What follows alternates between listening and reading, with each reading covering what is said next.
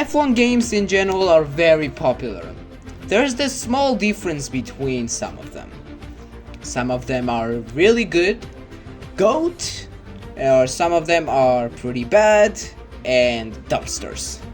Well, but there's still one simple thing that these games are made by the same developer. We're talking about Codemasters, for example. But not only Codemasters, we also have some Android iOS developers who made F1 games. But I'm only going to include the games that I've heard. But yeah, I'm also going to be including the games that I've never played. But I'm still going to rank them to, for you to see my opinion about them. So let's head to the first game. We're going to start with Codemasters and work our way up to the future. We're starting with F1 2009, and oh boy. This was released only for the Nintendo Wii, and I can tell why, because of these awful graphics. I can already see how outdated it looks, but it's okay because it's Nintendo Wii, and Wii was already 3 years old when this thing came out. So we cannot really blame the system, but I mean, an F1 game on the Nintendo console? I don't know. And what is this start? Oh my god. Okay. Anyways, I think F1 2009 for the Wii did receive mixed reviews. On the positive side, players also appreciated its accessibility and arcade style gameplay, which made it easier for casual gamers to enjoy. But it also faced criticism for its lack of depth, and I can see why. Compared to other racing sims, yeah, it was limited features and somewhat simplistic. I don't know how you can say that. But, it was hard to steer with a Wii remote, but since it's the first ever game, and, this is where it started all, so I'm not gonna be too, too harsh about it, so I'm gonna put it in C tier. Now we are on F1 2010, released back in 2010, and look at the graphical improvement over on F1 2009. This was because of it now being available for PS3 and Xbox 360, and unlike F1 2009, this was not available on any Nintendo console, and thank God it wasn't. Well, I think one of the main stuff on this was the main menu, and oh boy, it was so good, so detailed. They also introduced the career mode, and it had also all the teams, drivers, and circuits from the 2010 Formula 1 season, which was also a big plus for the fans. The handling was also praised for being more challenging and rewarding, appealing to both casual and hardcore racing fans. However, some players did notice some occasional bugs and AI issues, but overall it was still well received and regarded as one of the best F1 games of all time, particularly for those looking for realism as well. I'm proudly enough about to put this game in A tier because there's so many improvements from the previous game, and oh my god, it's one of the best F1 games for sure. Now we're talking about F1 2011. This is what actually was another graphical improvement. It became much more realistic looking, but inside, I don't know. I quite didn't like this game at all. It had some issues, including the inconsistent AI behavior that could lead to unrealistic racing behavior and technical issues. Players also noted a steep learning curve that might deter newcomers, while the career mode was actually improved, but it lacked depth and engaging team interactions.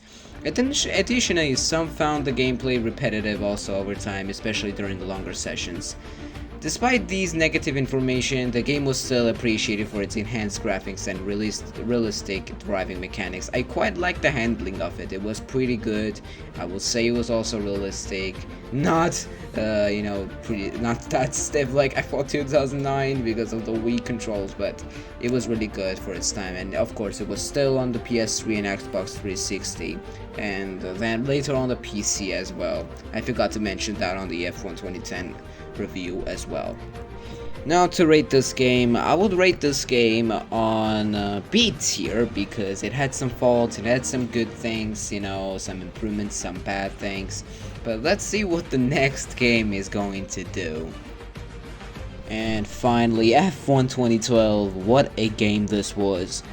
Probably one of the best games, just like F1 2010, but this is where I think that this was better than F1 2010, because this was generally considered an improvement over F1 2011.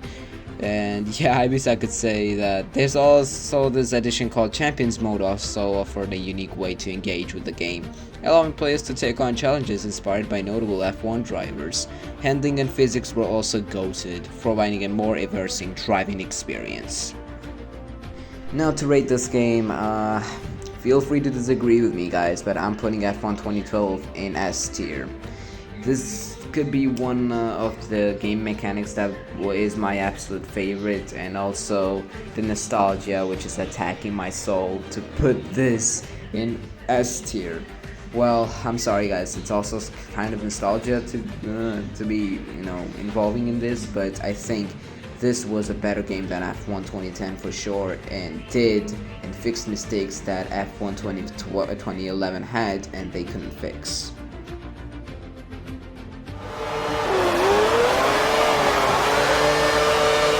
F1 2013. Oh my god, what a banger of the game this was. Absolutely amazing, and I just wanna thank the developers for gifting us this god game. And this is why I'm gonna say it. This is the realistic graphics. This is the most realistic graphics I've ever seen in this franchise. Well, if we in the V8 era F1 games, of course. But it looks really good, absolutely. And I just love seeing this game still being played to this day. But even though F1 2012 is not that popular anymore, but 2013 is one of the best. So I'm not gonna be even talking about this that much because it had an amazing handling, though I did have some troubles with playing it on the keyboard.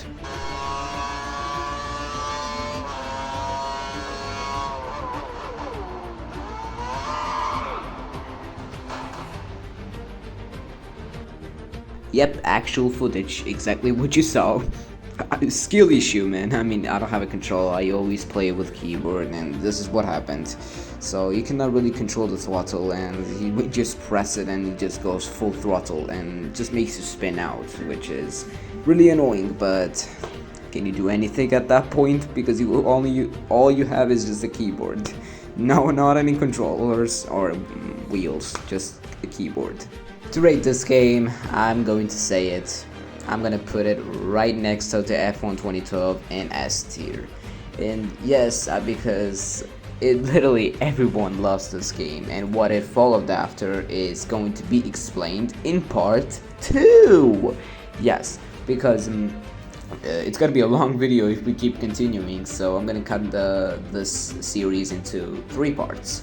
One being for the V8 series you just saw, second one being for the later V6 ones, and third one being also later and newest F1 games and the Android ones as well we're going to review. So this is the list so far, so feel free to disagree with me guys.